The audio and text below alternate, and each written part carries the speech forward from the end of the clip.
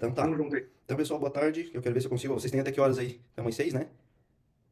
Mano, Matheus, eu que mandei, cara, porque a gente tá meio livre hoje. Dá tempo de terminar os dos mini implantes ali, vou dar umas dicas de desenvolmático ali ainda. Uhum. Dentro do aperfeiçoamento, cara, olha que questão entender. As outras turmas vão ficar com ciúme, cara. É, exatamente. Então, mas na verdade é interessante, né? Porque tudo que tu puder adquirir aí de conhecimento, experiência, vai valer muito, né? Depois pra prática, Isso. né? Pra prática clínica. Então, vai agregando, né? Tipo, o Lucas mesmo Beleza, já fazendo os implantes aí, o cara tá sempre buscando conhecimento, né? Então, isso é bem importante. E aí, eu queria compartilhar com vocês um pouco das abordagens que a gente faz das infecções de face, né? E até eu trago uns casos ali de infecção relacionada a implante também. A gente tem uma das complicações que a gente tem da implantodontia é a empurrar, né? Empurrar o seio, deslocar o implante para dentro do seio maxilar. E aí eu tenho um caso ali até que eu vou mostrar para vocês que é de infecção, né? De seio maxilar, decorrente de implante. Então a gente acaba ligando uma coisa com a outra, né? Então eu vou falar um pouquinho de tudo aí, tá? Então o pessoal me interrompe aí se tiver alguma Beleza, cara. dúvida, e aí fique bem à vontade aí, tá? Tá ouvindo bem, Matheus? Tô ouvindo bem, né?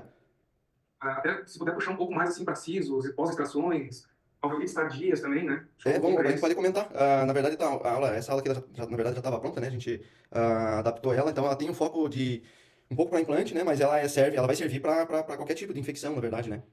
Então, desde as mais infecções mais simples, né? Que de origem dentária ali, né? Até as mais complexas, que é a nível hospitalar. Então, eu não sei se essa aula eu já dei é parecida, na verdade, com a que eu dei na Uniplac. Já não sei se algum de vocês estavam nessa na Uniplac, não foi no SOSC agora, foi num desses SOSCs aí que teve, e aí eu já abordei um pouquinho desse tema, e aí agora eu coloquei algumas coisas diferentes ali, né, eu trouxe um pouquinho de artigo também pra gente debater um pouquinho e dizer assim, mostrar basicamente como é que a gente deve conduzir esses casos, porque eu não sei se tu lembra, né, mas quando a gente fazia estágio lá com o Jefferson, e a gente acabava pegando muito desses casos de infecção de face em estágio terminal já.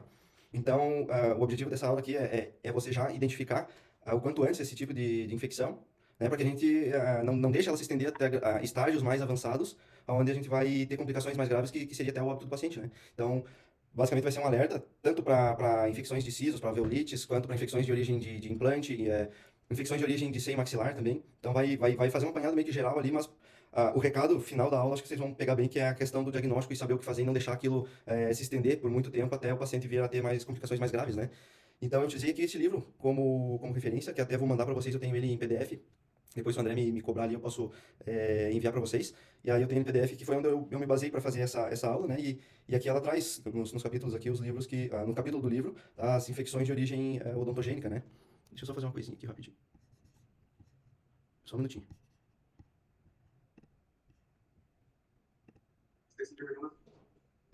Ah, então vendo, né?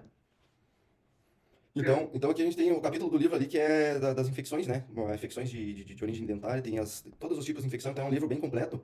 E aí eu vou disponibilizar ali para vocês também, para que tenha todas os outros tipos de infecção ali, tanto de origem odontogênica, tanto pós-exo, né? Então tem um livro bem completo, ele está em inglês, mas a gente consegue hoje com as ferramentas ali, Google Tradutor, a gente consegue traduzir e consegue ter acesso à informação, tá? Então depois eu vou passar para vocês esse livro, tá? Então, para a gente começar aqui, eu vou falar um pouquinho do histórico das infecções, né? Então, a propagação dos abscessos, né, e risco de sepse foi conhecido desde a antiguidade, né? Onde foi reconhecido também o papel das bactérias. Então, muito tempo atrás, o pessoal acabava morrendo e às vezes nem sabia por quê, né? Então, eles foram ter noção de que a gente possuía esses patógenos, né, a partir de 1908. Então, tem um artigo ali que mostra que essa preocupação ela veio a partir de 1908. Então, as listas de mortalidade em Londres existiam listas de mortalidade em Londres desde 1600, que é onde a causa dentária já era a quinta ou sexta principal causa de morte.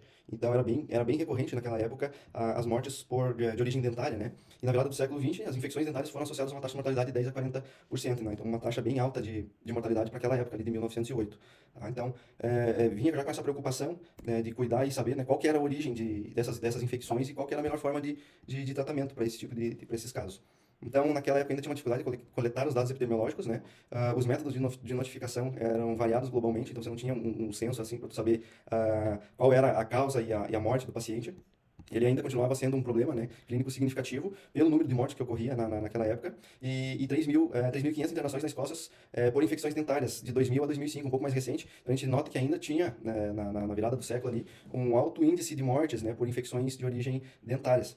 Né? Então, é onde o dobro de internações da Inglaterra por abscessos dentários no mesmo período. Então, isso aí já mostra pra gente que o cuidado com o diagnóstico desse tipo de situação é muito importante, né? O quanto mais a gente diagnosticar e é isso que eu pretendo mostrar para vocês ali. Quanto antes eu diagnosticar e tomar as medidas cabíveis ali, mais chance o paciente tem de se recuperar sem a necessidade de procurar serviços maiores, né? Como seria no caso dos serviços hospitalar, né? Então, voltando um pouquinho, eu estava falando da época que a gente fazia estágio ali no hospital, que a gente tinha mais acesso. Frequentemente, toda semana praticamente chegava os casos de abscesso. E quando a gente notava, percebi que quando chegava para o hospital é porque a situação ela já era bem complicada, né? E aí eu já acabei presenciando o óbito de muitos pacientes devido a já chegar com toda a questão de sepse, né? Então, a infecção já generalizada, pacientes com problemas de saúde. Então, é bem importante a gente conhecer a saúde geral do paciente, né? Para que se ele venha ter uma infecção, que às vezes está no estágio inicial, mas o paciente tem um problema mais grave de saúde sistêmica, a gente já tem que ficar atento, né? E às vezes encaminhar esse paciente para centros mais especializados, né? Então, passando essa parte do histórico, né, eles começaram a estudar e começou a sair os primeiros artigos ó, da parte bacteriana, né? Então, começaram a investigar os tipos de bactérias que a gente possuía nessas infecções, porque a gente precisava depois combater, né, esse tipo de bactéria. A gente precisava saber qual que é o tipo de bactéria que a gente estava trabalhando, né, que estava atuando na infecção, para saber as formas de tratamento, qual o melhor medicamento a gente vai utilizar, né? Se a gente vai utilizar medicamento, então fica uma dúvida já. Falando de patógeno, será que eu preciso administrar antibiótico em todos os tipos de infecção, né? Ou eu preciso fazer um tratamento, às vezes cirúrgico, uma drenagem, e acabar, às vezes, não utilizando o antibiótico, né? Então, eu quero ver se eu consigo abordar um pouquinho com vocês essa questão de medicamento também, né? Saber o que fazer, tá? Deixa eu pegar uma aguinha aqui só um pouquinho.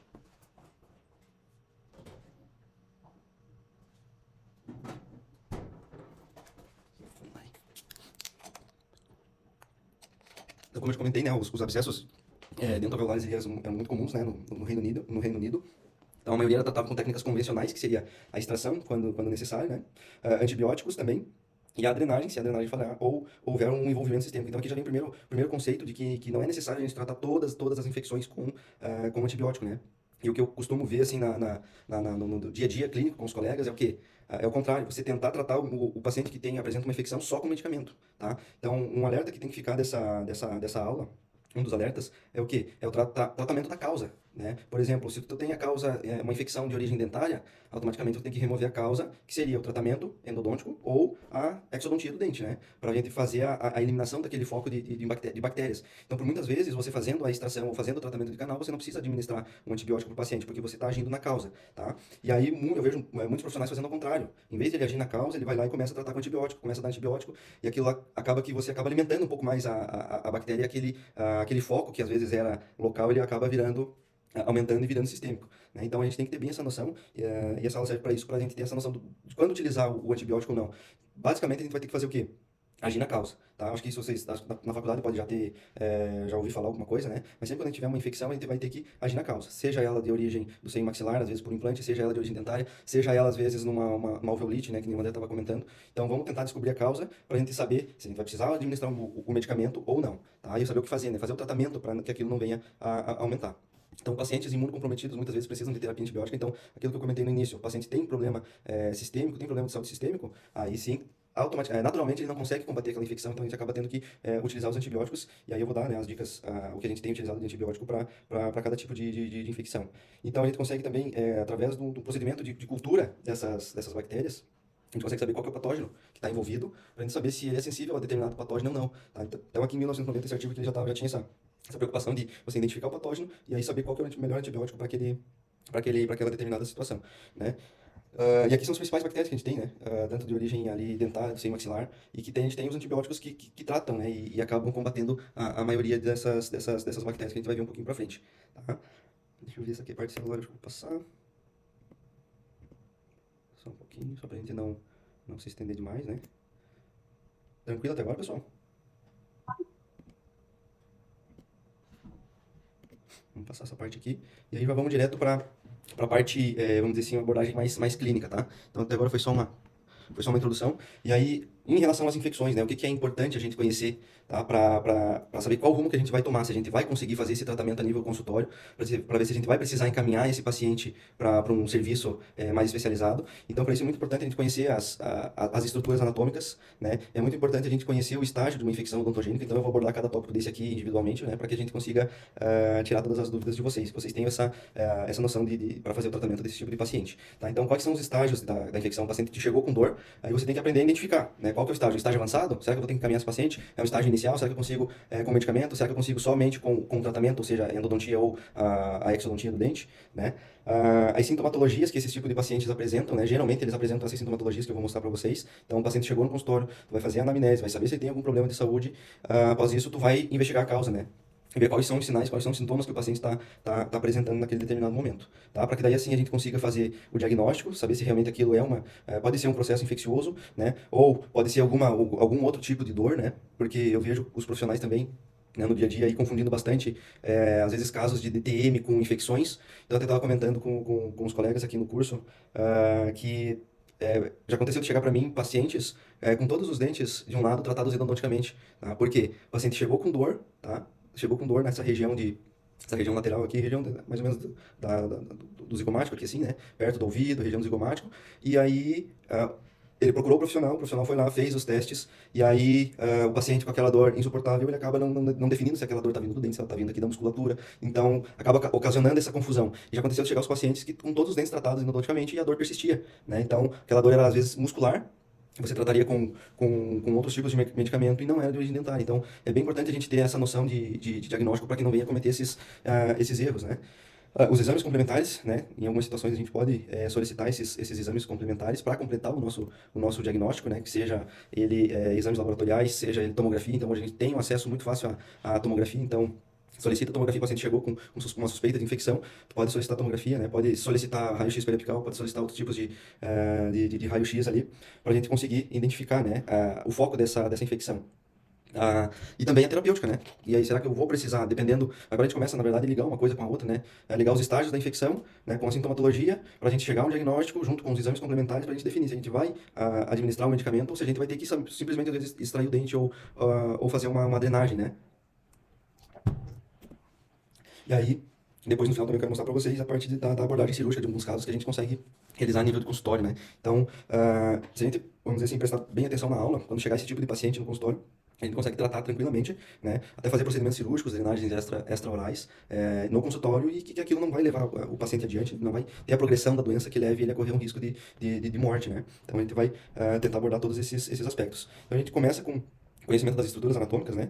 Então aqui a gente tem o dente, né? Então todas essa parte de alvéolo, tá? Então a parte de alvéolo aqui mais relacionado às pós-exodontias, né? Que a gente pode ter esse risco de infecção, tá? Pós-exo, tá? Vamos ver se a gente consegue relatar um pouquinho, conversar um pouquinho sobre isso, que para vocês que estão fazendo a parte de cirurgia, pode acontecer, né? Então a gente vê algumas formas para minimizar esse risco, tá? E toda a estrutura dentária, né? Então a gente tem que identificar se essa infecção ela está vindo de origem dentária, se ela está vindo de origem periodontal, tá? Que isso acaba ocasionando uma confusão na hora de fazer o diagnóstico, tá? Se ela está vindo aqui, não nesse caso mais quando um dente molar superior, se ela está vindo do seio maxilar, a gente vai ter essa relação do seio maxilar com os dentes. Então, às vezes, o paciente pode apresentar uma sinusite e aquilo vir gerar uma pulpite, ou ele pode ter uma pulpite e aquela pulpite pode vir gerar uma sinusite, tá? Então, a gente tem que ter esse tipo de conhecimento para a gente saber de onde está vindo essa infecção.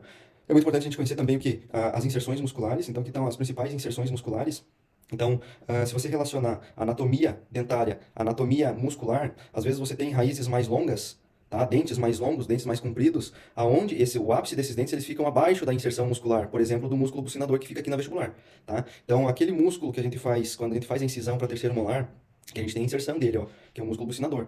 Se, dependendo da anatomia do paciente, a extensão dessa raiz dele se estende abaixo do músculo bucinador, a chance dessa infecção ela vir para a região aqui submandibular é muito grande. Tá? Então a gente tem que ter esses cuidados. Aqui para a região facial, né? Ou na parte interna da mandíbula, a gente tem essa linha milioide, que é toda onde a gente tem a inserção da base do assoalho do assoalho da boca. Então a gente tem a inserção. Se essa raiz, porventura, ela for tão comprida que ocasionar uma infecção periapical, essa infecção ela vem se exteriorizar e vem para a região média, tá? Para dentro da mandíbula, que é onde a gente pode ter o que? A obliteração das vias aéreas do paciente, né? Então a gente, nos sinais, na avaliação clínica, a gente vai começar a identificar se às vezes o paciente vai chegar com edema, esse edema é mais externo, a chance dessa infecção estar externamente e ela não vir para a região de via aérea é muito menor. Agora, se a gente tem essa infecção e esse edema na base da língua aqui, né? Então a chance de a gente ter uma obliteração da via aérea que o paciente precisar de um suporte e um recurso maior, há mais chances, né, dele precisar de um suporte mais especializado, tá? Então, entender essas inserções musculares e a anatomia do paciente é muito importante também, tá? A região onde esse foco de infecção está ocorrendo. Então, aqui nesse desenho, Não sei se vocês estão conseguindo ver, não sei se o tamanho da imagem tá bom aí para vocês. O que a gente consegue observar aqui, ó, esse ponto 1, 2, o 3, o 4, 5 e 6 são as regiões onde a gente pode ter o extravasamento desse tipo de infecção. Então aqui o número 1, que é mais comum, que vai ser aquela fístula que a gente observa, não sei se vocês já tiveram a oportunidade de observar em alguns pacientes que eles apresentam fístulas, né, na vestibular dos dentes. Então é uma região mais comum. Dependendo da anatomia, essa infecção ela pode ir por cima do músculo bucinador, tá? E se ela vir por cima do músculo bucinador, dependendo da inserção muscular do músculo bucinador, essa infecção ela pode vir um pouco mais acima, onde o paciente tem um edema de face mais pronunciado nessa região, tá? Onde a gente começa a ocupar ali os espaços mais profundos da face, né? Menos comum, onde a gente pode ter o que? As infecções para origem de palato. Até hoje eu nunca vi assim uma infecção que elas... Oi? Só um minutinho. Temos algumas oportunidades, né, Matheus, de ver paciente, inclusive, morrendo, né, cara, por causa de Sim. infecção de dente. E o cara, em menos de 24 horas, indo pra doação de órgãos, ou esse tipo, a gente já viu alguns pacientes no hospital. Então, assim, ó, a gente acaba não. Tipo, a gente que tá fora, tipo, agora a gente tá fora vamos dizer assim, dessa rotina, a gente não acaba não vendo, até o pessoal, os alunos, acabam não vendo também. Mas isso é bem mais comum do que a gente imagina. Então, só quem tá assim, ou já presenciou, já vivenciou essa rotina, sabe o quanto isso acontece, né? Então, por isso que essa aula, tipo assim. Eu gosto, na verdade, de dar essa aula, é mais como um alerta, assim, para que a gente não deixe o negócio se estender, né? Porque é muito comum, cara, eu vejo os colegas, às vezes, deixando, vai tratando com antibiótico, vai dando antibiótico, uma hora vai passar, uma hora vai passar, uma hora vai passar, mas nem se preocupa em avaliar o paciente e identificar de onde que tá vindo aquela infecção, né? Então, vocês tendo a oportunidade de ter essa aula, vocês já sabem que tem que agir o quanto antes, né? Para não chegar ao extremo, às vezes, de o paciente vir ao óbito, que isso vai trazer eu acho que ali um transtorno muito grande, né? Para a vida pessoal e profissional do profissional, né? Então, é por isso que a gente vai abordar bem esses aspectos. E aí, o objetivo de vocês é que vocês saiam hoje, né, sabendo, pelo menos, encaminhar o que fazer, né? E não deixar o paciente, às vezes, à deriva, né? Então, como o André falou, eu te presenciei alguns casos, assim, o paciente foi a óbito, às vezes, em menos de 24 horas, né? Já chegava em um estágio, a infecção tão avançada que você já não tinha mais o que fazer. Você fazia múltiplas drenagens na face e mesmo assim não era o suficiente, né? Então, é um negócio que a gente tem que ter bastante cautela, né? E não pode deixar o paciente desassistido nesses momentos, né? Então, e isso pode ocorrer na rotina da cirurgia, né? Numa simples exodontia que vai fazer. Às vezes o paciente não cuida, né? Às vezes o paciente não higieniza, aquele acúmulo daquela placa pode migrar para dentro do alvéolo, formar um, um abscesso, uma alveolite, né? Que aquilo pode vir tomar proporções maiores. Então, esse é o alerta da aula de hoje para a gente não deixar isso, né? Se deixar aumentar, né? Deixar passar e que o paciente venha a ter prejuízos maiores. Então, aqui na parte da anatomia que eu estava comentando, tem as principais regiões aqui, a mais comum que é na vestibular, né? A menos comum que é a região de palato, tá? E também menos comum as regiões submandibulares, mas que os pacientes que correm mais risco, assim, de morte são aqueles que você tem infecção, que ela vem para o espaço de via aérea, né? Para o assoalho de língua. Então, esses pacientes que a gente tem que estar mais atento. E aí já aconteceu de chegar algumas situações pra gente, até no consultório mesmo, né? O paciente já ter esse edema na região submandibular, tá? E que se você não intervir na causa, tá? Já investigar a causa na hora, e já não intervir na causa, às vezes, que seja a exodontia do dente, que seja o tratamento, a abertura endodôntica, né? Aquele paciente, em questão de horas, ele pode evoluir nos estágios, que eu vou mostrar mais para vocês, e aí correr o fechamento da via aérea, né? E aí, se é um paciente que o recurso está longe, por exemplo, do recurso, o pessoal que atende mais no interior, se o paciente está longe do recurso, às vezes não vai dar tempo de chegar num serviço mais especializado, o paciente pode virar óbito, né? Então, quando se trata desse tipo de infecção ali, por menor que seja ela, por uma simples fístula, tenta investigar o que está acontecendo, né? Para que aquilo não venha a tomar proporções maiores. Acho que esse é o principal recado que a gente vai dar na aula hoje, né? Deixa eu mudar mais uma coisinha aqui. Às vezes eu falo as coisas meio repetitivas assim, mas é que é para o pessoal ir fixando, né? E aí, se tiver em dúvidas, alguma coisa, vocês vão avisando, tá? E aí a gente pode ter essas infecções também do seio maxilar, né? Que nem havia comentado anteriormente, né? Então, dependendo das inserções musculares, dependendo da anatomia óssea, dependendo da densidade óssea, às vezes a densidade óssea é um pouco maior na palatina, já por um dos motivos que ela já não... essa infecção ela não vem tanto para a palatina, porque a gente tem uma cortical óssea muito mais espessa na palatina do que na vestibular. Então, por isso que é muito comum a gente ver aquelas fístulas para vestibular, né? Então, pela consistência pela densidade óssea, né? Pela anatomia óssea, tá? Pela anatomia das inserções musculares, então é bem importante a gente ter esse conhecimento da anatomia, tá? E agora a gente vai conhecer um pouquinho, eu quero mostrar para vocês um pouquinho os estágios das infecções, né? Então, esse artigo aqui, ele classifica esses estágios, basicamente em 3 estágios, tá? Que o estágio 1 ele vai caracterizar por um edema leve, tá? De consistência macia, que pode ocorrer no primeiro ou terceiro dia. Tá? A gente tem o estágio 2, que é entre o segundo e o quinto dia, tá? Que ele pode se apresentar endurecido, eritematoso, que já é aquele aspecto avermelhado, tá? E um pouco mais doloroso. Então, aqui, como a gente já tem, às vezes, no estágio 2, um edema um pouco mais evidente, aquele edema ele pode fazer a compressão, às vezes, de alguma terminação nervosa, e aquilo pode causar um pouco mais de desconforto, um pouquinho mais de dor para o paciente, tá? Aquela vermelhidão vai começar a paciente vai começar a ter aquela parte, aquela região onde está desenvolvendo infecção um pouco mais quente, um pouco mais avermelhada, né? E tem um caso que eu vou mostrar para vocês ali, que a paciente, ela não tinha noção que ela estava com uma infecção, já uma infecção num estágio bem avançado, ela foi para fazer os implantes, exoimplante nos dentes inferiores, e aí eu olhando aquela região um pouco edemaciada, diferente, uma região diferente do outro lado, e aí é uma região avermelhada, e aí ela abriu a boca assim, tipo, comecei a sentir um hálito um pouco mais forte, onde eu comecei a suspeitar que esse paciente estava com uma infecção. E aí a gente acabou deixando de fazer os implantes, né? Vou comentar um pouquinho mais sobre esse caso, mais pra frente. Então a gente acabou deixando de fazer os implantes e acabou tendo que fazer uma drenagem na hora. Então a decisão é questão de quanto antes você conseguir fazer essa decisão e esse tratamento para a drenagem ali melhor, né? Então a gente tem que estar atento a esses estágios. Então a gente nota que do estágio 1 para o estágio 2, aqui é só uma média de tempo que pode levar, né? Entre o segundo e o quinto dia, mas isso aqui pode levar até horas para evoluir de um estágio para o outro, né? E aí a gente tem o terceiro estágio, que é o quê? Que geralmente vai ocorrer do quinto ao sétimo dia, né? De acordo com o artigo, que é a formação do próprio abscesso, às vezes que é aquilo que a gente vai observar. Então, vamos supor, de uma alveolite, né? De uma infecção de origem dentária, de uma infecção de origem do seio maxilar, a gente pode ter esses estágios, e é bem importante, se vocês quiserem tirar foto, das aulas, podem ficar bem à vontade, para que a gente tente identificar qual estágio que esse paciente que chegou com uma infecção, tá? Que estágio que ele está apresentando.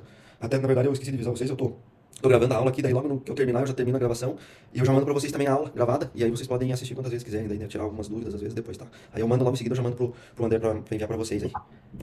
Então, conhecendo os estágios, aqui a gente vai ver, ó, um estágio já um pouco mais avançado, tá? Onde o paciente já apresenta um edema evidente, né? Um eritema, então a gente nota a vermelhidão já dessa região do rosto, tá? Então, claro que esse aqui já é um estágio um pouco mais, vamos dizer assim, um pouco mais avançado, só que a gente consegue fazer esse mesmo diagnóstico em casos, em estágios mais iniciais também, né? Então, aqui um paciente que desenvolveu essa infecção muito rapidamente, tá? Onde o patógeno, querendo ou não, o patógeno era um pouco mais agressivo, e aquilo ali se desenvolve em questão de 24, 48 horas, tá? E aí, dependendo se a posição dessa infecção desse edema é mais para via aérea, onde o paciente pode ter aquelas complicações de óbito, né? E aqui, já quando tem uma formação do abscesso, tá? Então aquela infecção, ela foi tomando um caminho, né? De acordo com a densidade óssea, de acordo com a espessura óssea, de acordo com a inserção muscular, ela vai tomando aquele caminho, e em muitos casos ela acaba tendo esse ponto de flutuação que é propriamente dito o abscesso, né? Então aqui, esses estágios iniciais, aqui a gente tem um pouco de dificuldade de tratamento, porque ele não tem um ponto onde a gente vai fazer a drenagem, né? Diferente desse outro caso aqui, ó.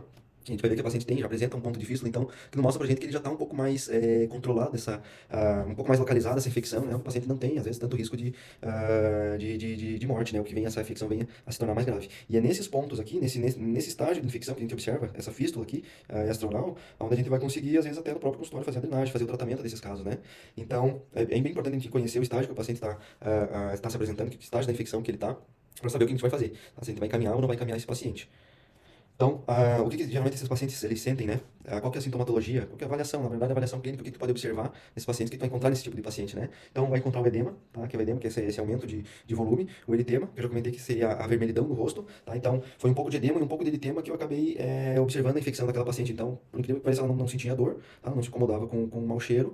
Então, eu não sabia que ela estava com essa infecção. Então, foi um olhar clínico ali, às vezes, na hora, com a atenção ali que a gente acabou diagnosticando, né? Então, ela não apresentava dor, mas tem alguns casos, o paciente já chega com dor, geralmente o paciente de alveolite, né? Ele vai, o paciente que possui alveolite, ele vai ter um quadro de alveolite, ele já vai ter dor, né? Então, o paciente fez a extração, fez a exodontia, tá? Passou 2, 3 dias ali, ele começou a ter dor. Então, isso não é normal. Ah, mas doutor, eu estava sem dor, até no segundo, terceiro dia, começou a minha dor ali a partir do terceiro, quarto dia. Então isso aí já é um alerta pra gente que alguma coisa está acontecendo, né? Porque teoricamente, pela fase inflamatória de cicatrização, a fase principal de cicatrização ali geralmente do segundo, terceiro dia, até o segundo, terceiro dia. A partir disso, o paciente começou a ter alguma sintomatologia dolorosa, você já tem que acender a luz, né? Já tem que chamar ele, já tem que avaliar, ver como é que está a condição daquele alvéolo, se for uma exodontia, né? Se aquele alvéolo ele está com secreção purulenta, ver se aquele alvéolo está seco, ele está preenchido com algum coágulo ou não, né? Por isso que é importante a gente cuidar na hora de fazer os pontos, na verdade, porque é os pontos que vai fazer com que aquele tecido segure o coágulo, né? As orientações para o paciente também, às vezes tem paciente que sai do consultório e já vai direto trabalhar, já vai direto fazer esforço, acaba não cuidando, então tem que investigar, né? O que está acontecendo, mas não pode deixar achar, na verdade, que aquilo vai se resolver sozinho. Chama o paciente logo em seguida, né? Se relatou dor, chama o paciente, vai fazer uma anamnese, vai ver o que pode estar acontecendo, vai investigar esses sinais clínicos, já está tendo edema, já está tendo vermelhidão fora do rosto, está tendo dor, já está tendo febre, então um pouco pior, o paciente que está apresentando febre já quer dizer que ele é um indicativo de que essa infecção já está tomando proporções maiores. Então a febre é muito importante, é um parâmetro muito importante para saber se a gente já vai indicar esse paciente para um centro especializado maior ou não, né? E aí também o trismo, né? Então esse paciente aqui, pelo fato dele ter o edema de toda essa região muscular, então aqui a gente tem o músculo masseter, então se a gente tem o edema nessa região do músculo masseter, acaba que a ação muscular ela acaba ficando prejudicada e você tem dificuldade para abrir e fechar a boca, na verdade, mais para abrir a boca, né? A dificuldade na movimentação. Então, às vezes, tu deixa o paciente chega já com esse edema, tá? O paciente já chega com esse edema, já chega com trismo, por exemplo. E aí você tenta fazer uma avaliação intraoral, às vezes pode ser uma pericoronarite. Eu já peguei infecções assim mais graves numa simples pericoronarite, né? Então, o paciente está apresentando pericoronarite, a chance dele desenvolver, ele tem chance de desenvolver uma infecção odontogênica mais grave, tá? De origem odontogênica mais grave. Então, a gente tem que ter essa noção, tá? E fazer o quê? O paciente já teve uma vez um quadro de pericoronarite, já teve um segundo quadro de infecção, e o paciente não quis fazer a exodontia do dente. Na terceira, a gente não sabe se não pode vir a desenvolver uma infecção um pouco mais grave, tá? Às vezes pega o paciente com uma baixa da imunidade, ele dá essa pericoronarite, que teoricamente seria uma infecção simples, e aí o paciente acaba tendo, às vezes, desenvolvendo uma infecção um pouco maior, né? Então, para esses casos, eu até digo para os pacientes que eles estão principalmente quando está com dente semi-incluso, né? Que assim, tu vai ter dificuldade para higienizar, tu vai ter acúmulo de placa, além de você perder o segundo molar, às vezes, tu vai ter o risco de ter uma infecção. Então, tá indicada a exodontia profilática nesses casos, né? Então, vai da gente orientar o paciente para que não venham ocorrer essas situações, né, mais severas futuramente, tá? Então, esse aqui é o caso que eu comentei com vocês, ó. Que a paciente ela estava em atendimento em outra clínica e aí o implantodontista acabou empurrando o implante para dentro do seio maxilar, tá? E o que aconteceu? Eles não avisaram a paciente que havia ocorrido esse incidente, né? E aí ela começou a procurar outro local para ser atendida. E o implante ainda continuava lá dentro do seio maxilar. E ela começou a desenvolver uma infecção, tá? E é onde eu comecei a olhar para a paciente assim, ela veio para fazer os implantes embaixo, né? Estava marcada para fazer os implantes embaixo. E aí eu comecei a olhar ela, comecei a olhar que ela tinha já um leve edema nessa região aqui, né, da região do zigomático, e uma leve vermelhidão já, tá? Então, eu comecei a investigar, aí eu apalpei o fundo de sulco, então com o próprio dedo eu vim no fundo de sulco e eu vi que tinha um ponto de drenando o pus aqui, tá? Então, foi onde eu já tomei a decisão na hora ali de abortar os implantes inferiores e já tentar drenar e remover, fazer a remoção do implante no interior do seio maxilar. Que daí entra naquela parte que eu comentei de remover a causa, né? Então, como é que eu vou deixar essa paciente? Não sei se ela vai desenvolver uma infecção mais grave da noite pro dia, de um dia pro outro. Então, eu tenho que intervir o quanto antes e remover a causa. Nesse caso aqui, a causa era o implante dentro do seio maxilar, né? Então, a gente tem que intervir nessas situações o quanto antes. Então a gente foi ali, já removeu, vou mostrar depois esse caso na íntegra para vocês, tá?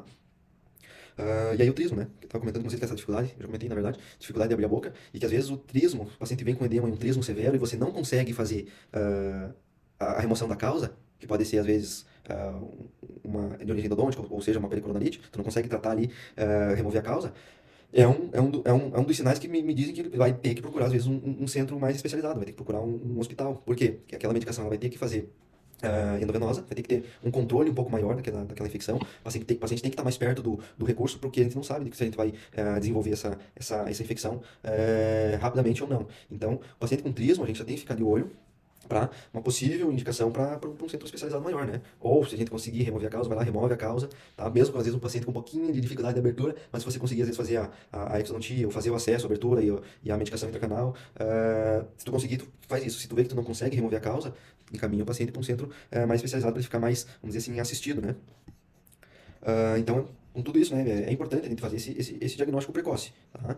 E a gente pode fazer esse diagnóstico precoce com o exame clínico, né, avaliando a questão de edema, a questão de dor, a questão de trismo, que a gente já viu, os exames de imagem, né, os exames de imagem que seria a tomografia, a gente consegue solicitar já tomografias com urgência, então às vezes o paciente já sai da clínica com encaminhamento, já faz, o radiologista já consegue enviar pra gente o quanto antes essa tomografia, pra gente já diagnosticar se pode ser de origem dentária, ou se pode ser do seio maxilar, ou de outras regiões, né, ou a gente pode utilizar também uma panorâmica, ou a gente pode utilizar o mais fácil, que está mais ao alcance de todos, uma periapical, né. Então a gente tem que ter esses exames complementares para a gente saber o diagnóstico, fazer esse diagnóstico mais precoce possível. E além dos exames laboratoriais. Então eu coloco aqui, os artigos comentam sobre os exames laboratoriais, né? Mas eu confesso que isso aqui a gente utiliza mais, pelo menos na minha experiência, a gente utilizava mais a nível hospitalar, né? Então, o paciente era internado, ele já fazia uma cultura, a gente fazia a cultura, mandava para o laboratório, mas às vezes levava 3 a 4 dias para vir, então o paciente tem que estar com suporte medicamentoso, tem que estar completamente assistido para que aquela infecção não venha se propagar cada vez mais, né? Então, mas é um indicativo também que é uma das possibilidades que a gente tem para fazer esse diagnóstico precoce, tá? Então, o exame clínico a gente já viu um pouquinho, né? A gente vai fazer o exame clínico, vai observar a questão do edema, vai observar a questão do eritema da face do paciente. Intraoralmente, se o paciente ainda não apresenta trisma, a gente consegue ver se às vezes a gente tem uma pericoronarite, tá? No caso de uma alveolite, por exemplo, pós-exodontia, a gente já vai ter um indicativo, na verdade, que foi feita a extração. Então, o paciente, no caso de uma alveolite, ele já vai notar já vai relatar a dor, às vezes, localmente, né?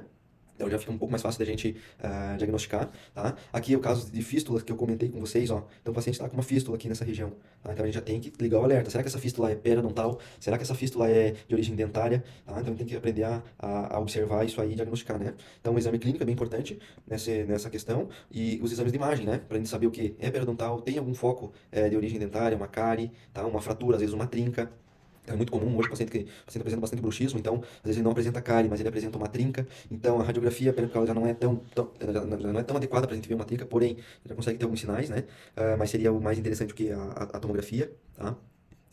Saber se essa infecção, como eu já falei, ela é de origem periodontal, ela é de origem endodôntica, tá? Então o diagnóstico utilizando o exame clínico e os exames de imagem é extremamente importante. Então aqui a gente tem a periapical, né, como diagnóstico, a gente pode pedir uma panorâmica como diagnóstico também. Então hoje tem algumas clínicas que já tem esse panorâmico ou até mesmo tomógrafo na própria clínica, né? Então você consegue utilizar desses artifícios para fazer esse diagnóstico o mais precoce possível também, né? Então, por exemplo, a paciente com alveolite, paciente com uma osteomielite, né? Que é a infecção óssea um pouco mais grave, né? Então a gente consegue pegar uma pele, uma panorâmica, né? Já consegue às vezes ver algum foco, alguma fístula, alguma lesão, né? Uma lesão periapical.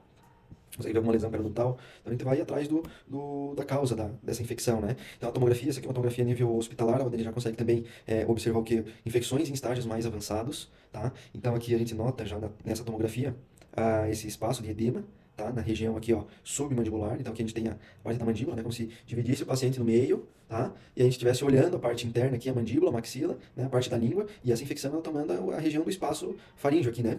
Então, onde a gente pode ter a obliteração desse espaço aqui, consequentemente, às vezes, a morte do paciente. Então, esse tipo de infecção são infecções já que a nível hospitalar, né, geralmente o paciente vai fazer esse exame a nível hospitalar, a gente vai conseguir identificar esses aspectos aqui, ó. Então, um aspecto bem comum desse tipo de paciente, com infecções já um pouco mais avançadas, é esse aspecto de bolha aqui, né? Então, ele já vai apresentar o edema nessa região, e esse aspecto de bolha que a gente vê aqui nessa tomografia já é um indicativo que a gente tem uma infecção grave aqui. Então, as bactérias que estão presentes nessa infecção aqui, elas acabam liberando gases, né? E esses gases fazem essas cavidades aqui, que faz com que o paciente tenha o edema, que faz com que o paciente tenha dor, né? Às vezes essa liberação dos gases pela bactéria vai ocasionar uma dor no paciente, pela compressão, às vezes, dessa inervação local, né? O desconforto do edema, né?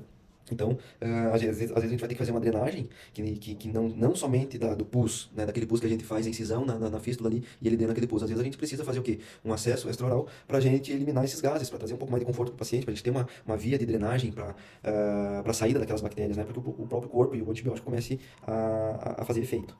Então, a tomografia, né, bem importante. Então, essa tomografia anteriormente é uma tomografia de origem hospitalar. E essa aqui a gente tem, que é mais comum, né, para a parte da odontologia, que é a conibin, né? Então a gente consegue observar aqui já alguns sinais de infecção de origem dentária, aqui ó, no interior do seio maxilar.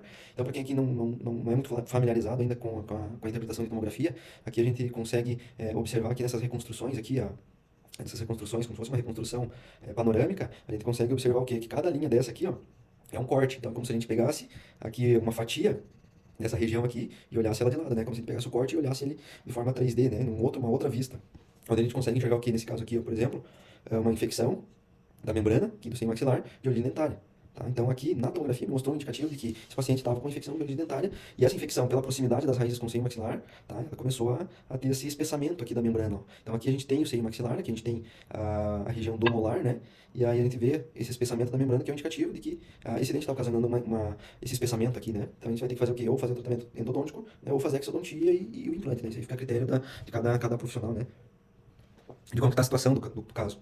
Então, fazer todos os testes de vitalidade, né, os testes térmicos, percussão, vai servir para que a gente faça o diagnóstico para saber de onde está vindo aquela infecção. Então, a tomografia conibin é uma possibilidade também. Em casos menos comuns, também a ultrassom, né? Tu pode fazer, às vezes, mas a nível hospitalar pode utilizar a ultrassom como forma de diagnóstico também. E aí, como eu comentei também, os exames laboratoriais. Então, a gente vai fazer a cultura, né? Às vezes a gente tem, por exemplo, vamos imaginar uma alveolite, por exemplo. A gente tem aquela secreção por dentro do local, a gente pode fazer a coleta, né, daquela secreção purulenta, vai enviar ao laboratório, eles vão fazer todos os testes, então ele pega, vai fazer um antibiograma, tá? E vai ver a qual antibiótico que aquela bactéria específica é sensível, né? Então vai vir um resultado aqui, ó, se ela é sensível ou resistente a determinado antibiótico. E aqui ele vai ser um indicativo de qual o melhor antibiótico para aquela determinada infecção. Então, mas a nível hospitalar é interessante, né, pela questão de complexidade dos casos que chegam no hospital, então a gente acaba pedindo esse antibiograma e a gente acaba acertando melhor forma qual antibiótico a gente vai administrar para o paciente, né? Então aqui a gente consegue observar também os estágios de infecção através dos leucócitos aqui, que são aquela parte de células de defesa, né? Então a gente nota aqui os leucócitos, por exemplo, é um número de leucócitos inicial, um número mais elevado, né? Tá? De 34 mil, né? Então a gente tem a média aqui, ó, de 3.600. Nos valores de referência a gente tem os leucócitos, que são as células de defesa, de 3.600 a 11 mil, tá? E aí assim que foi feito o exame inicial, ó, quanto que tava os leucócitos, ó, 34 mil, então estava extremamente alterado, né? Então o paciente nesse caso aqui sofreu uma primeira drenagem, tá? E aí fez o exame laboratorial, você nota que já tem uma redução significante, né? Segundo dia após a drenagem, terceiro dia após a drenagem, e aí o quarto dia após a drenagem, houve um aumento no número de leucócitos também. Então, essa célula, ou o antibiótico começou a não fazer mais efeito, tá? Ou o paciente apresentou algum outro foco de infecção, tá? Ou algum foco de infecção que às vezes na drenagem não foi removido. Então, o exame laboratorial ele vai nos auxiliar nesse sentido, né? Então, aqui foi feita uma segunda abordagem e aí também começou a controlar novamente o número de leucócitos. Então, aqui basicamente o leucócito que vai nos dizer ali se o paciente está com uma infecção presente em determinado local ou não, tá? Sem falar na questão aqui do PCR, tá? Que o PCR também é um indicativo de que o paciente está com uma inflamação no organismo, tá? Então, o PCR elevado acima dos valores de referência é um indicativo também de que esse paciente ele está com alguma infecção, né? Em alguma parte do corpo, tá? E aí, entendendo essa parte de o paciente chegar, entendendo qual é o estágio que ele está, entendendo, já tendo o diagnóstico ali, da onde que veio, já fez os exames de imagem, tá? Conseguiu diagnosticar, a gente vai ter que saber se a gente vai entrar com medicação, se a gente não vai entrar com medicação, qual medicação a gente vai utilizar. Tá? Então, para isso, para a gente saber a forma terapêutica que a gente vai utilizar, seja ele para analgesia, seja ele um antibiótico, seja ele um anti-inflamatório, o que a gente vai utilizar? A gente precisa entender a complexidade e a gravidade do caso. Tá? A gente precisa entender também, que eu já comentei, a condição sistêmica do paciente. Tá? O paciente com problemas, por exemplo, diabético, né? Paciente diabético, você tem que ter um cuidado um pouco maior, porque por si só ele já não consegue se curar, vamos dizer assim, né? Então, o paciente tem alguma condição sistêmica, tem uma diabetes, eu já vou lançar a mão, às vezes, no antibiótico para auxiliar. Tá? Quando iniciar o antibiótico também, então eu vou abordar rapidamente também cada tópico desse aqui, né, e os quais medicamentos que a gente vai utilizar. Então, assim, quando a gente precisa administrar um antibiótico, que é quando você não consegue, às vezes, remover a causa, tá? Então, vamos supor, o paciente está com uma fístula. Tá com uma fístula. Então, tu vê que ele tá uma fístula na vestibular, mas aquela fístula, ela tá, vamos dizer assim, controlada, não tem tanto risco de infecção. Tu vai tentar diagnosticar de onde que tá vindo aquela fístula, se é de uma fratura ou se é de origem periodontal, e vai tentar tratar aquela fístula de modo tratamento, na verdade, um tratamento cirúrgico, ou uma raspagem, ou um tratamento endodôntico, ou a exodontia e a colocação do implante, tá? Mas não necessariamente eu vou precisar passar o paciente tá com infecção, que é a fístula, mas não necessariamente eu vou precisar passar um antibiótico, né? Agora, ao contrário de quando o paciente já tem uma infecção um pouco mais generalizada, uma infecção onde você não vai conseguir acessar diretamente essa infecção, que geralmente é o quê? Região de seio maxilar. Então, pacientes que apresentam sinusite, pacientes que apresentam sinusites e infecções de origem dentária, infecções do seio maxilar de origem dentária, que você não consegue ter acesso direto, aí o antibiótico ele pode nos auxiliar. Então, para a escolha de se eu vou utilizar um antibiótico ou não, vai depender da região onde está essa infecção, né? Para isso a gente precisa ter feito o diagnóstico prévio, tá? Mas caso a gente precise fazer o uso de antibiótico, qual o antibiótico que a gente preconiza para quando o paciente já tem uma infecção instalada, às vezes uma infecção já um pouco mais avançada, a gente acaba utilizando antibióticos com amplos espectros, né? Que são a amoxicilina com clavulanato que a gente tem, né? Então, assim, tu quer fazer profilaxia, a profilaxia antibiótica para fazer um procedimento cirúrgico, por exemplo, para remoção de um siso. Então, já vai ter levado em conta a consideração se o paciente tem algum problema de saúde, vai levar em conta a idade do paciente, vai levar em conta vai levar em conta ali a dificuldade do procedimento, tá? Então, tu vai ter feito uma anamnese para saber se eu vou administrar antibiótico. Vai fazer profilaxia antibiótica em um paciente saudável? Tu pode utilizar apenas a amoxicilina sem o clavulanato. Agora, o paciente apresentou uma alveolite, por exemplo, e a paciente está com dor que você não consegue, às vezes, agir no momento inicial, então já compensa a gente fazer a utilização de antibióticos com um amplo espectro, que seria o ácido clavulâmico, né? Então, a amoxicilina com clavulanato. Então, essas infecções Geralmente que ela vem para região de seio maxilar ou sinusites, a gente já acaba utilizando um antibiótico com amplo espectro, tá? E, na verdade, conduta minha, né, para profilaxia pré-cirúrgica, eu acabo utilizando sem o clavulâmico. Que venha aqui, o paciente venha ter uma infecção, uma alveolite posteriormente ao procedimento, ele já está tomando o antibiótico convencional, vamos dizer assim, de baixo espectro, que é a amoxicilina convencional de 500 miligramas, aí tu pode aí reforçar a dose trocando antibiótico com um antibiótico de amplo espectro, que seria o amoxicilina com clavulanato. Tá? Então, é interessante, o paciente relatou dor, você viu um sinal de infecção, viu um sinal de alveolite, viu um sinal de pericoronarite ali, que está já começando a ficar um pouco mais descontrolado, já é interessante, então, já lançar a mão de um antibiótico com amplo espectro, tá? E ainda, em alguns casos, né, mais a questão de parte periodontal, você pode ainda administrar, né, e relacionar os medicamentos. Então, ainda tu pode utilizar um antibiótico com amplo espectro e ainda um metronidazol, tá? O que que vai fazer? Vai fazer com que você aumente ainda mais o espectro de ação e pegue um pouco mais de bactérias do que ela pegaria se você estivesse utilizando, às vezes, só uma amoxicilina de baixo espectro, tá? Então, o paciente já está desenvolvendo infecção, já está desenvolvendo dor, já está desenvolvendo trismo, já está desenvolvendo um edema de face, o ideal é a gente já lançar antibióticos com um amplo espectro, tá? Que nesse caso aqui, a amoxicilina com clavulanato, tá? Em alguns casos que tu pode diagnosticar que aquela infecção está vindo da região periodontal, a gente pode ainda associar o antibiótico metronidazol, tá? E isso, na verdade, eu já utilizava como conduta antes, mas depois que eu fiz essa aula, eu vi que os artigos também traziam isso como conduta, né? De utilizar esses antibióticos com amplo espectro, mas quando o paciente já tem uma infecção já instalada, onde você pode correr o risco daquela infecção vir a se agravar cada vez mais, tá? O tramadol, então a gente acaba utilizando um analgésico um pouco mais forte, né? Que ele já vai ter uma origem mais, uma atuação um pouco mais central, no sistema nervoso central, que são para dores maiores, né? Então a gente pode lançar mão de tramal, tá? De 50 ou 100 miligramas, tá? A gente pode fazer por via oral, cada 4 ou 6 horas, vai depender da intensidade da dor do paciente, né? Cuidando para não exceder, né, a quantidade de 400 miligramas por dia.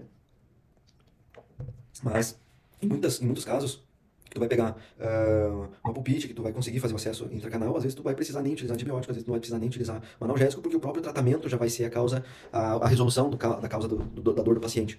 Às vezes o paciente até sai do próprio consultório já sem dor, né? Então, a escolha do analgésico não vai depender do tipo de infecção que tá instalada, né? Então, você vai acabar administrando um analgésico para um melhor conforto do paciente. Mas tu foi ali, resolveu, abriu o dente, o paciente já sentiu mais um alívio, então às vezes a gente não precisa nem administrar um analgésico, tá? Então, cuidar com os pacientes, né, com acima de 65 anos, né, onde a gente tem que não utilizar altas doses de medicamento, né, devido à metabolização, né. Então, os pacientes idosos, a gente tem que ter um pouco mais de cuidado em relação à terapêutica, né. E um que eu gosto bastante também de administrar, então, juntamente com o antibiótico, juntamente com o analgésico, é uma clorexidina, tá? O gluconato de clorexidina, o 0,12, que é para enxágue intraoral. Então, a gente pode pedir para o paciente fazer a higiene 2 vezes ao dia, né? Entre 7 a 15 dias. Então, o paciente está com uma pericoronarite, por exemplo, tá? Um auxiliar que eu gosto muito é a clorexidina. Então, posso administrar o antibiótico, posso administrar um antibiótico, posso administrar um analgésico, posso, e ainda posso associar o Perogard, né? Então, e também, no caso de uma pericoronarite, eu tenho que fazer o quê? Já marcar o quanto antes a exodontia do dente, né? Então, espera passar aquela fase aguda da infecção, às vezes o paciente está com até um pouquinho, às vezes, até de trismo, né? Tu consegue, vai lá e higieniza o local, né? Não precisa fazer o procedimento já no mesmo momento.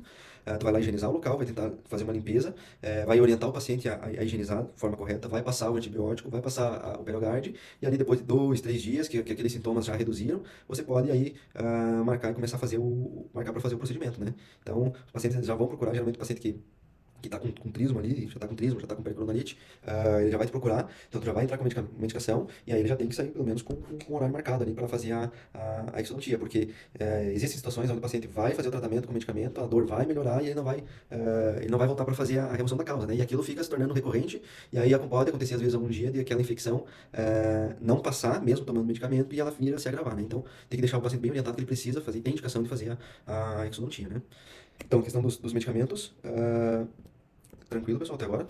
Não sei se tô deixando a cabeça de vocês confusa ou estão tirando algumas dúvidas, estão entendendo o que a gente está querendo passar aqui para vocês. Depois vocês perguntem, né? Certinho, Matheus. Então, André, se tu quiser, tu tem bastante experiência também aí, tu pode complementar às vezes alguma coisa, né? Se tu vê que fazer uma coisa diferente aí, Ah, isso aí, cara. pode complementar. Beleza? Então, passamos pela parte... Pode falar. O protocolo de calor também, né? Bastante bolsa térmica, Ah, bastante exatamente, calor. exatamente. Então, até bem interessante você ter comentado. Eu não sei, assim, até eu vi o pessoal fazer. O pessoal, até acho que na época que a gente fazia estágio ali, eles orientavam a fazer calor úmido, às vezes externamente, né? Pra, vamos supor, puxar, vamos dizer assim, a infecção, né? Pra delimitar ela. Isso. E aí o que eu ouvi, cara, não mais nada não li artigo nem nada, mas vi o pessoal comentando que eles não estão mais colocando o calor por fora do rosto porque tem a chance dele vir a exteriorizar e ficar aquela cicatriz, sabe? Então eu vejo o pessoal tá fazendo mais bochecho mesmo com água morna pra tentar puxar. Pra tentar puxar por É, dentro. Não sei se tu chegou a ouvir falar nisso aí, ou se pode ser, às vezes eu que tô inventando moda, mas eu tenho a impressão que eu ouvi o pessoal falando isso aí, comentando. Matheus, era mais pra tentar exteriorizar o acesso, né? Mas faz muito sentido isso aí, cara, ficar a cicatriz. Eu não tinha discutido sobre isso ainda. E eu vi o pessoal, cara, não sei, não lembro quando, mas eu vi o pessoal comentando que, ou não sei se até foi, não foi em algum dos artigos que eu tava lendo ali, eu, depois eu tenho todos esses artigos que eu utilizei, eu posso mandar pra vocês também, e aí o pessoal tá com, eu ouvi comentários assim, mas não lembro da onde, que eles preferem fazer agora o bochecho com água morna em vez de fazer o calor úmido, né? Show. E aí o paciente também sente um pouco mais de conforto com o calor, né? Então, É. Mas, então o calor úmido é uma possibilidade também de fazer. muito bom, Matheus, muito bom. E aí, deixa eu ver o que mais aqui. Então, do medicamento, falando do diagnóstico do medicamento. E agora, vamos dizer assim que o paciente teve uma infecção um pouco mais simples, seja daquela, de todas essas origens que a gente já comentou, pericoronarite, alveolite, origem dentária, sinusite, e aqui acabou não procurando recurso ou o profissional acabou não tratando o paciente. E aí isso pode vir a tomar complicações maiores, né? Se tornar complicações maiores, que é aqueles casos que a gente comentou no início, que a gente via no hospital. O paciente já chegava, às vezes, em estágios avançados, assim que mesmo fazendo a drenagem, mesmo medicação endovenosa, ele não conseguia mais reverter o quadro, né? Então, uma das principais, mais comuns, assim, que a gente observa na nossa área, assim, é a angina de Ludwig. Que a angina de Ludwig é quando a gente tem essa infecção mais para os espaços submandibulares, né, onde tem a via aérea. E não sei se vocês vão lembrar daquela parte da, da tomografia que eu mostrei no nível hospitalar, que a região submandibular está muito próxima aqui das vias aéreas, né? Então todo esse edema aqui, ele pode vir a ocasionar a obstrução da via aérea e, mesma coisa, se o paciente está longe do recurso, tá? Ele pode virar óbito, né? Ou pode chegar já em estágios que a gente não consegue mais reverter. Então, tu vê agora a importância, a gente acha que nunca pode acontecer com a gente as coisas, até acontecer uma vez e a gente aprender, às vezes, com um erro, né? Então, já tem relatos, né, de colegas já que ocorreu isso aí, o paciente veio a ter a infecção de angina de Ludwig e que aí você pode ter o risco de morte. Então, não deixar chegar a esse estágio, né? Se você conseguir ter a oportunidade de fazer o diagnóstico o quanto antes ou encaminhar o quanto antes o paciente para um centro especializado, ou hoje muito fácil aqui com o WhatsApp você conseguir o contato com algum profissional que ali na hora você pode te ajudar no diagnóstico e saber o que fazer, né? Porque às vezes você pode chegar o paciente num estágio de infecção mais avançado, você não saber o que fazer e acabar tentando empurrar a sujeira para baixo do tapete, acabar não fazendo nada e é onde ele pode vir a complicar. Mas não, hoje com o WhatsApp ele manda uma mensagem, manda foto do paciente, manda o paciente tá assim, quais são os sinais clínicos, manda uma radiografia, que hoje fica muito fácil de a gente ajudar através do celular mesmo, né? Então, de vez em quando os alunos acabam mandando pra gente essas situações, então a gente pede, então me manda uma imagem clínica, o que ele tá sentindo? Tá sentindo dor? Tem edema? Tem algum raio-x? Tem? Então toda aquela parte de diagnóstico que a gente já vem conversando, né? Então é importante a gente já ter tudo isso aí antes pra gente chegar a conversar com às vezes, o profissional que vai nos auxiliar na resolução dos casos, né? Então, dentro das complicações, a angina de Ludwig é uma das mais comuns, que pode ocasionar a morte do paciente, né? Então aqui, só comentar bem brevemente, a angina de Ludwig. Ludwig, na verdade, foi quem estudou lá em 1836 esse tipo de ocorrência, né, que acontecia nos pacientes. Então, aqui a angina de Ludwig é uma celulite rapidamente progressiva, né, do assoalho da boca, caracterizada por endurecimento firme e elevação da língua com potencial para obstrução das vias aéreas. Isso foi descrito por, não vou ler esse nome aqui, não sei, Frederick von Ludwig, né, que é o mais conhecido como angina de Ludwig, lá em 1836. Então, apresentou observações clínicas. Então, tudo isso eu tirei do artigo original dele. Então, André, eu consegui achar, cara, não sei como, o artigo original do cara que falava da angina de Ludwig, lá em 1836, ó. E apresentou observações clínicas e achados de necrópsia de pacientes que sofriam de uma condição. Deixa eu sair da frente aqui. Opa. Que sofriam de uma condição que, apesar da terapia mais hábil, é quase sempre fatal. Tá? Então ele começou a investigar o porquê que esses pacientes vinham a óbito e muitas dessas situações era porque o paciente tinha a angina de Ludwig, né? Então aqui um artigo foi publicado em 1939, tá? Mas lá em 1936 eles já tinham essa ideia, né, de que os pacientes eram cometidos por esse tipo de lesão, né? Então aqui alguns dos sinais, então, lá na época lá que foi publicado o artigo, ele escreveu que era uma tumefação firme do tecido conjuntivo, que se estende uniformemente pela ferida e pela periferia do pescoço, inicialmente sob a mandíbula, até o queixo e além. Então, da forma que eles escreviam na época, né? Para envolver os tecidos que cobrem os pequenos músculos entre a laringe e o assoalho da boca. Então, um processo semelhante foi documentado por Hipócrates lá, 4 anos antes de Cristo, né? Então, isso comentava no artigo também. Eles tinham registros lá, que já acontecia também na época bem antiga, né? Onde ela muda de larga e torna-se arredondada em relação à língua, tá? Então, a língua fica arredondada, ela preenche mais a boca, né? A sua cor natural torna-se pálida, de uma consistência macia torna-se dura, em vez de ser flexível, torna-se rígida, de modo que o paciente logo seria sufocado, a menos que fosse rapidamente aliviado, né? Ou a menos que fosse rapidamente tratado, tá? Esse aqui é o artigo, né? Onde eles já reportavam o manejo, como que eles faziam o manejo do tecido para esse tipo de situação, né? Então, a angina de Ludwig, né, como uma das complicações, a faceite necrosante. Mas eu só te atrapalhar um pouquinho. Pode falar. Isso. Eu continuo, Arthur. E daí, o que acontece? Por mais que você não seja, não sou do hospital da área do macio. O importante, poxa, aconteceu isso acompanhar o paciente todo dia, né, Matheus? Nem que Exatamente. seja uma passagem, eu sou petista do paciente, eu só com 10 minutinhos, como é que tá? Ele te vendo, o paciente tá uns 14, 20 dias internado. Então, a gente já tem que ir preparando ele lá no início, segundo estágio. E eu, tipo, logo em, poxa, melhorou em 5, 7 dias. Vamos internar? Já tem que ir orientando o paciente, ó, se não melhorar em 7 dias, a gente vai ter que te internar para o hospital, ele atestado de 2 semanas, e acompanhar esse paciente todos os dias. Geralmente o antibiótico via oral, ele tem ali o início da ação dele, o segundo, o terceiro dia, né? Então, passou disso, ele não teve nenhum sinal de regressão, a chance de não estar funcionando o medicamento é muito grande, então tem que ligar o alerta, né? Certo? E aí, tu citou, a paciente pode ter um outro tipo de complicação ali que os artigos trazem também, né?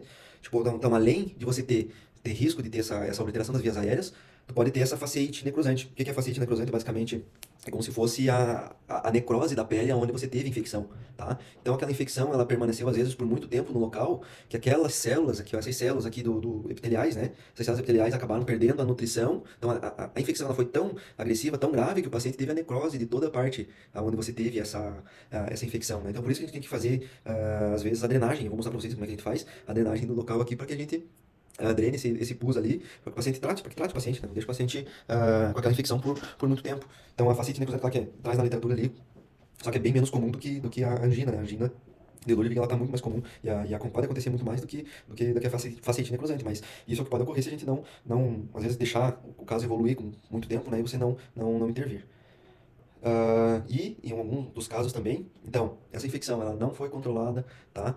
Que seja de uma pericoronite. A gente pode ter uma pericoronite, a gente pode desenvolver uma angina de Ludwig, a gente pode desenvolver da angina de Ludwig uma mediastinite. Então, que aí é uma complicação um pouco mais grave ainda. Que eu acho que na época que eu fazia estágio, eu cheguei a pegar acho que um ou dois casos assim que a infecção ela foi tão grave, tão agressiva, que ela já vem pro mediastino. Então, o mediastino é uma região aqui onde fica o coração, né? E aí a maioria das vezes também é fatal, né? Então, tu vai vendo que a evolução do caso ele vai se tornando cada vez mais complexa. Então, geralmente paciente do interior, e isso acontecia muito, o paciente do interior com dor de dente, em vez de ele procurar um recurso, ele vai lá o quê? Vai lá e tenta extrair o dente para aliviar a dor. Só que você extraindo o dente, você está mantendo o dente aberto ali, você vai ter um foco maior de infecção, né? E aquilo lá pode vir aquela infecção que o paciente já tinha, que estava causando dor, ela pode até aliviar a dor pelo fato de ele ter extraído o dente, tá? Sozinho. Porém, aquela infecção, ela pode ir se agravando, o paciente sem dor, a infecção se agravando, e aí chega num estágio que às vezes ele começa a faltar o ar, que ele começa a ter febre, que ele começa a ficar mais, vamos dizer assim, ele fica mais, como é que posso dizer, fugiu o nome agora, febre, né? O paciente começa a ficar um pouco mais, não fugiu o nome, mas aí ele pode começar a desenvolver essa infecção e ela vem para o espaço do mediastino, né? Onde aí a chance dele se salvar é muito reduzida, tá? Então é importante a gente conhecer, né, a evolução e as complicações que essas infecções podem ocasionar, até aqui uma imagem do mediastino, né? Onde fica a loja do coração, então ela pode vir até a região do mediastino. Então, o paciente morreu de uma infecção de origem dentária, né? Então pode ocorrer toda essa situação, tá? E aí até em alguns casos, o paciente entrar em sepse, né, que a gente fala, que é quando daí a infecção ela toma conta do corpo inteiro, tá? Que eu acho que teve um caso, até hoje, que eu cheguei a pegar e presenciar, né? Daí a paciente, a chance de óbito aí é quase certa, vamos dizer assim, né? Dependendo ainda da condição sistêmica do paciente, a chance de óbito é quase certa, tá? Então, quando você tem aí o envolvimento de todos os órgãos, né? Então, você não tem ela mais localizada aqui na face submandibular, você não tem ela mais localizada só no mediastino, você já tem o envolvimento aí de todos os órgãos, né? Que é onde a chance do paciente sair dessa aí é muito, muito pequena. Tá? Então, daí agora eu trago um pouco da apresentação dos casos clínicos, né, e como é que a gente faz a abordagem desse tipo de infecção e o tratamento, né? Então, aqui eu tenho alguns casos, até que eu peguei da época que o Renato ainda trabalhava no hospital, ele acabou cedendo algumas imagens, e aí a gente vê aqui esse primeiro caso, é um paciente que tinha o terceiro molar, tá? E às vezes a prótese pegando em cima ali, ocorreu a comunicação, aquela comunicação com o dente ocasionou uma cárie, né? Onde aquela cárie veio a desenvolver uma infecção, uma celulite, ó, um abscesso, né? Então a gente nota nessa região abscesso, nessa região bem localizada, então que não ficou difícil o diagnóstico, porque a paciente, com a panorâmica, a gente observou a cárie, tá? Então radiograficamente a gente conseguiu observar, e clinicamente também a gente conseguiu observar essa área eritematosa e o ponto de flutuação, né? Então, quando a gente enxerga esse paciente já nesse estágio que tem o ponto de flutuação, sinal de que o próprio organismo foi eliminando aquele foco até ele vira furo, né? Ou ele ficar com esse aspecto aqui, que é onde a gente tem que fazer a drenagem. Então, para fazer esse tipo de drenagem, eu já realizei esse tipo de drenagem no consultório, você pode realizar tranquilamente, né, no consultório, e aí eu vou tentar passar aqui para vocês como é que a gente pode fazer, e aqui então os instrumentais que a gente pode utilizar, né. Então a gente vai fazer anestesia local, né, pode fazer anestesia local, vai fazer depois a incisão, tá, fez a anestesia, a gente vai mostrar a sequência dos casos ali, das imagens clínicas, você vai fazer incisão, vai fazer divulsão, tá? Para fazer toda aquela, não sei se vocês lembram daquela imagem da tomografia, que faz vários aspectos, fica com aspecto de bolha, né? Aqueles aspectos de bolha formam várias cavidades, e aquelas cavidades cheias de gases, ou cavidade cheia de pus, a gente precisa entrar com a tesoura, uma tesoura mais romba, né? A gente entra com a tesoura, faz a incisão, entra com a tesoura entra com a tesoura fechada, abre ela e sai com ela aberta, né? Vai fazendo nesse sentido aqui, para que a gente localize todos aqueles focos de infecção, para que a gente consiga fazer a drenagem total da infecção, tá? E a gente vai ter ali, ó, a pinça e o porta-agulha, né, para fazer um pontinho e deixar um dreno ali naquela região, tá?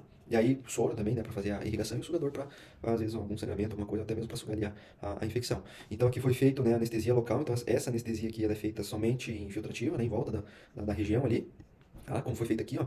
Então, somente a anestesia infiltrativa, e aí em volta de onde você vai fazer a incisão. É somente para anestesiar a pele, né? Você não quer anestesiar ali dentro, que tu vai fazer a incisão aqui, para o paciente não sentir a dor da incisão. E aí, fez a anestesia, tu vai fazer ali a incisão bem no ponto bem naquele ponto de flutuação que tá aparecendo. E aí, ele vai começar a sair todo o pus, né? E aí, com o movimento de ordenha, então, daqui do ponto de infecção, tu vem com o movimento de ordenha, né? E tira toda aquela infecção. Tira toda aquela infecção. Até que você aperte e veja que está saindo mais sangue do que o próprio pus ali, né? Então tem que ter essa ordenha de fora até de fora para dentro aqui, né? Para que você consiga tirar toda esse pus, tá? E aí tu pode irrigar, pode lavar com bastante soro, né? Então o soro ele vai ocasionar ali um fluxo ali dentro que vai também ajudar com que remova uma boa parte das bactérias, né? E aí se a gente fechar, por exemplo, fez toda a parte de drenagem, lavou, e aí fecha. Se tu fecha, pode ser que tenha ficado alguma bactéria lá que ela volta a se desenvolver. Então o que a gente faz nesses casos aqui? A gente deixa um dreno, tá? E aí no próximo caso acho que vai mostrar como é que é feito esse dreno, a gente consegue fazer no consultório também. E aí a gente faz esse dreno, deixa esse dreno com um ponto fixo em um ponto e faz um curativo externo aqui, né? Para que aquela infecção ela escorra por completo e que aquela cicatrização, né? Agora já foi drenado, já foi deixado o dreno, para que a cicatrização ela comece a ocorrer agora de fora, de dentro para fora, tá? Porque a ferida ali, ó, onde ficou o espaço da infecção, ela vem cicatrizando. E aí a gente vai colocar esse dreno, vai fixar ele com um pontinho aqui na pele, tá? Vai deixar o paciente com um curativo, que ó, fixou com um pontinho, vai fazer um curativo, e aí você vai acompanhar o paciente ali a cada segundo, terceiro dia, até o quarto dia, que tu vai ver o quê? O curativo seco, né? Então, a partir do momento que tu começa a ver, o paciente vai trocando diariamente aquele curativo, a partir do momento que ele vê aquele curativo seco, aí é onde é um indicativo de que aquela infecção ela já tá sendo resolvida, né? Só um pouquinho aqui, pessoal. Eu preciso ter um paciente, né? Isso eu acompanho diariamente. Aí tu tem que acompanhar o paciente, ou hoje com o WhatsApp fica muito mais fácil, né? De o paciente mandar uma foto todo dia ali, mas se o paciente tem a oportunidade de você também de atender ele todo dia, seria o ideal, né? Então deixa o curativo aqui, a partir do momento que você tirou o curativo e viu que ele tá seco, aí você pode vir aqui, corta o pontinho e remove o dreno, né? Não precisa anestesiar nem nada, vai puxar aqui, e aí tu pode deixar cicatrizar em segunda intenção, daí, né? Onde fica o dreno, né? E aí depois no acompanhamento ali você vê que, em alguns casos, não fica nem a cicatriz, né? E obviamente que tem que remover a causa, né? Então, aí depois foi marcado para fazer a extração, né? Resolvido esse quadro emergencial aí do paciente, dessa fístula, essa drenagem, a gente vai para remoção, né, do dente em questão, né? Então a gente observa ali fazendo a osteotomia, removendo o osso ali, fazendo uma dissecção para fazer a remoção do dente, né? E aí a resolução do caso, né? Então já foi feita a drenagem, agora foi removida a causa que seria aquele terceiro molar, né? Final. É? Tranquilo por enquanto? Então esse segundo caso aqui também a gente tem ah, uma outra infecção, né, nessa região aqui, na região do mento. Então, onde vai ser feito a anestesia, né, ao redor aqui, para a gente possa fazer aqui a incisão, tá?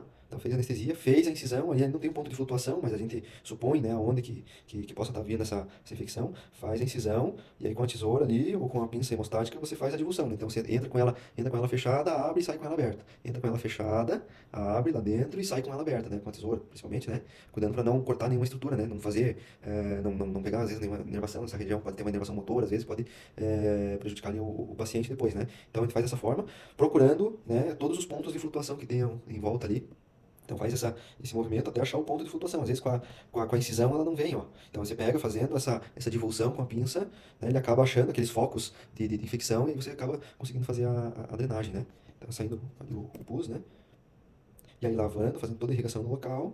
E aí fazendo o dreno, ó. Então, geralmente a gente pode utilizar aqui um dedo de luva estéreo, pega uma luva ali, abre, recorta o dedo, tanto na base quanto na ponta aqui, ó. E aí a gente vai fazer uns cortezinhos aqui pra meio que direcionar, né, a saída de toda a infecção que tu vai deixar ali, ó. Então, tu coloca, ó, esse dreno lá dentro, vai fixar, deixa a pontinha dele pra fora, coloca um pontinho aqui passando na pele, pega no dreno, pega na pele, aí você aproxima e estabiliza ali o dreno, né, para que ele não saia e faz o curativo, né, pro paciente. Faz o curativo ali, aí pede pro paciente cuidar, né. Ou você vai acompanhando, como eu já falei anteriormente ali, pede pro paciente acompanhar se o curativo tá secando ou não, tá. Ah, aqui também né, são os casos um pouco mais graves que eu mostrei no início da aula, né? Então aqui já é mais uma celulite facial do que o próprio abscesso, então formou aquele ponto de flutuação, mas pode ter todo aquele espaço de edema onde tem aquelas bolhas que se formam, né, de bactérias, né? Então elas acabam soltando os gases ali que acaba fazendo esse edema, essa celulite, e aí às vezes você acaba não tendo ponto de flutuação, mas você tem que acabar fazendo a drenagem e eliminando esses gases ali para o melhor conforto do paciente, né? Então esse paciente já foi feito a nível hospitalar porque já apresentava trismo, né? Então tem um pouco mais de dificuldade de remover a causa. Aí tu olha como a celulite ela tem esse aspecto bem endurecido, tá? E tu nota que a pele ela fica brilhosa e edematosa, tá? Então essa região onde a gente precisa fazer a drenagem, né? Então é feita ali a anestesia, né? A anestesia, ao redor ali de onde você vai fazer a incisão, tá? Fazendo ali a divulsão. Não sei se tu estava em algum desses casos, né? Se tu lembra algum deles? Quando eu não estava na sala. Ah, tá. Mas depois eu pergunto pra ele. Porque isso aí a gente acompanhava esse tipo de procedimento, né? Então a gente acabava observando. Então esse caso aqui, ele tá a nível hospitalar, mas tu vê que aqueles abscessos, pra vocês verem que aqueles abscessos um pouco mais selecionados ali, a gente consegue fazer o tratamento no próprio consultório, né? Então fez a anestesia no local onde vai fazer a incisão, fez aqui a divulsão, a incisão, fez a divulsão, né? Pra você tentar localizar todas aquelas regiões, e aí vai fazer a drenagem, aquele movimento de ordenha, né? Vai apertando, quando tire todos aqueles gases, tire toda aquela infecção. Então tu nota que aqui, ó, não sai bem aquele pus que a gente viu nas outras imagens, aqui sai mais aqueles gases, né? Por isso que o paciente que chega com infecção já em estágios mais avançados, ele acaba chegando assim com um odor bem fétido, né? Ele contamina todo o consultório, assim, com a gravidade que tá aquela infecção, né? Então, se não tem pus, mas a gente precisa remover pelo menos os gases que tem ali, né? Pra diminuir esse edema do paciente, diminuir essa celulite e o paciente venha ter mais conforto ali, tá? Ó, então tu vê que só sai coágulo, né? E acaba nem saindo pus, mas pelo menos o paciente já se sente mais aliviado, né? Fazendo a irrigação, ó, colocando o dreno, né? Nunca vai fechar em primeira intenção, porque a infecção pode voltar. Fixa o dreno com um pontinho e aí faz o curativo, né? Então aqui foi necessário 2 pontos de flutuação, de 2 pontos de drenagem, né? Então foi feito um aqui e outro aqui. E aqui são 7 dias, né? Após a drenagem ali, o paciente já, diminuição do edema, né? Já é outra pessoa, né? Então, aqui esse momento a gente vai cortar o pontinho, e aí soltou o pontinho, a gente pega e remove o dreno, ó. E aí até o trismo já melhorando, aquele paciente da pericoronite, né? Que eu mostrei pra vocês antes. E aí já aqui conseguindo abrir melhor a boca, então, que a gente removeu, fez esse tratamento emergencial, agora ele vai o quê? Vai remover o siso, né? Pode voltar a ter essa infecção novamente, tá? Então, como ele estava antes e como ele ficou depois, né? Então a gente acaba nesses casos conseguindo fazer em alguns casos, né, a gente acaba fazendo essa drenagem no consultório. Então, simples, né? Vai ali, anestesia, em volta de onde você tem a infecção, faz uma pequena incisão, faz a divulsão, remove, faz o movimento de ordenha, e aí você irriga, coloca o dreno, dá um pontinho e acompanha o paciente, tá? Então, aí, geralmente, nesses casos, a gente deixa o paciente com um medicamento de suporte, né, que no caso seria o antibiótico, da via oral, que ele vai para casa, né, faz a drenagem e pode liberar o paciente, né? Ou o paciente precisa ficar internado, vai depender muito da situação, né? Ou se for uma fístula pequena, a gente consegue tratar o paciente no consultório, manda ele para casa e vai acompanhando ele diariamente, né? Tá? E aí vai lá e remove a causa, né? Não esquece de remover a causa. Tá. Então assim, ó, agora eu queria finalizar ali com esse último caso aqui, que foi aquele que tava com o implante no interior do seio maxilar, né? Então a gente nota aqui o seio todo velado, né? E aí o implante ali, então a gente vê nitidamente que a causa dessa infecção aqui é do implante, né? No seio maxilar, tá? E aí então a gente vem aqui, já vou remover como eu vou remover esse implante, então eu já faço todo o acesso, né, para a região. Então tinha um pouquinho de biomaterial ali também, né? Então tudo isso já ajudou a infecção, né? Vou deixar um pouco de volume ali. Então ali, no que a gente abriu, sem maxilar, ele já veio aquela infecção, né? Já veio pus ali, já começou a drenar, já tinha um ponto de drenagem aqui, né? Então a gente acaba removendo. Esse aqui era um enxerto que estava fibrosado ali, e aqui dentro já tinha a membrana, né? Então o implante estava lá dentro do seio maxilar. Então a gente remove esse enxerto, a gente nota que tem essa membrana toda inflamada, né? Então, nota que tá bem agredida, né? Essa membrana bem avermelhada, bem sangrenta, né? Então tu vê que tu encosta nela, ela já sangra. Então a gente vai removendo toda essa membrana aqui que está inflamada, ó, fazendo a limpeza e a descontaminação de todo o interior do seio maxilar, né? E aí a gente consegue, vai lá, localiza o implante, né? Localiza o implante, remove o implante, e aí cureta, remove todo esse tecido inflamatório, né? Então entra a cureta, deixa o seio maxilar sem nada de membrana, deixa ele extremamente limpo, né? Então vai coletando ali até remover todo esse tecido inflamatório, né? Então com o sugador ali fica fácil para a gente ter o acesso, e aí suga todo o interior do seio maxilar, suga todo aquele tecido de inflamação até o seio maxilar ficar totalmente limpo, né? E aí ele estando totalmente limpo ali a gente pode fechar, né? Então eu já aproveitei e já removi aquele implante ali, porque a gente já ia reabilitar o paciente. Então, remove o implante e fecha, né? Pode deixar o paciente com a medicação, né? Com um antibiótico aqui, um antibiótico de amplo espectro, né? No caso, amoxicilina com clavulanato. E aí eu vou dar o anti-inflamatório, na verdade, pela questão cirúrgica que foi feito o procedimento, né? Foi feito a elevação do tecido ali e o analgésico, né? Para o paciente não ter a questão dolorosa também, né? Então, aí o paciente volta, no que você remove, na semana seguinte ali ela já está totalmente curada, né? Mas tu vai acompanhando ela diariamente, vai pedindo para o paciente mandar informação, vai pedindo para o paciente mandar as fotos de como é que tá, para você ter o controle e não deixar isso aí vir a complicar cada vez mais, né? Então, aqui removendo ali o implante, né? E aí a gente fecha e manda o paciente para os cuidados, né? Então tá, André, deu uma aceleradinha agora no final ali só pra gente encerrar. Acabei me estendendo um pouquinho ali, mas acho que vai ser importante aí pro pessoal, na hora que se deparar ali com as situações dessa aí, pelo menos, já ter um norte, né? Saber o que fazer. A gente tem a especialização em implante, né? Que a gente faz a parte da parte da especialidade em implantodontia, né? Faz a parte da cirúrgica, faz a parte de coroas, a parte da protética também, né? E aí fica o convite, o pessoal, se quiser conhecer lá a nossa especialização, né? Fica o convite pra gente, pra conhecer, né? E aí deixa aí os ferinhas, né? As ferinhas. E aí deixa o meu contato aí também, né? Por caso o pessoal precisar de alguma coisa. Eu vou disponibilizar também, eu vou terminar a gravação aqui, vou mandar pro André também a gravação, se o pessoal quiser depois assistir com mais calma, repetir alguma coisa, né? Ou se às vezes tiverem alguma dúvida, vocês podem mandando pra gente também, né? Então tem o canal no YouTube lá também, que tem alguma coisa que eu posto lá, tem no Instagram também que eu boto, às vezes vou postando alguma coisa, e aí tem o contato pessoal aí, pessoal que precisar, manda um alô pra gente aí que a gente tá sempre à disposição aí. Legal, Matheus. Obrigado, cara. Beleza, Obrigado, né? né? Desculpa roubar a comemoração de vocês, o tempo da comemoração de vocês aí, mas agora sextou, né? Excelente, cara. Eu queria finalizar com um tempo um pouquinho mais chatinho, assim, que precisa, né, ser discutível isso, porque a gente vê, é muito correto isso, não. Vocês não tem noção. Eu estou com um caso ali, né, mas toda a vida receber direto, né, cara? Sim. E o pessoal não conduziu o caso, cara. É uma decisão local, coloca um dedo de lucro, deixa ali, treinando, preparado. É isso, né? E acompanhar o paciente todos os dias. Exatamente, Então, não deixar o negócio avançar, né? Obrigado, cara, pela sua disponibilidade, Matheus. Lá em Caxias, né? Tá muito grande, hein? E manda um abraço pro pessoal aí, pro Renato, pro Ronald. Pode deixar. A gente vai trocar mais ideias aí. Pode deixar. Matheus, Qualquer coisa, dá um alô pra nós aí. Vou passar seu contato pra turma, cara, seus contatos aí. Isso, e aí eu vou mandar pra vocês depois ali o vídeo e os artigos e o livro também. Beleza, Matheus. Cara, muito obrigado aí. Mais uma vez. O pessoal chegou absorvendo um pouquinho aí mais, né?